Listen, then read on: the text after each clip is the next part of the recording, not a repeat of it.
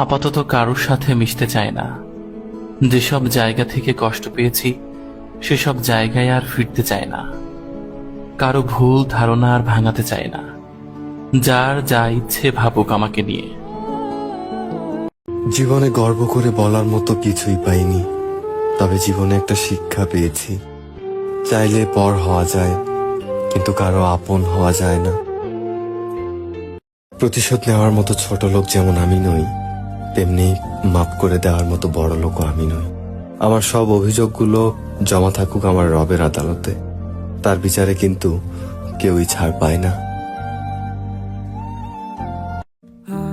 অন্যের জীবনটাকে জাহান্নাম বানিয়ে দিয়ে সেজদায় গিয়ে শান্তি খোঁজো। আল্লাহর কসম, শান্তি পাবা না। ঠকাইছো না, তুমিও ঠকবা, জিততে পারবা না। মনে রাখো, প্রকৃতি সাময়িকভাবে মাফ করে দিলেও কখনো ভুলে যায় না।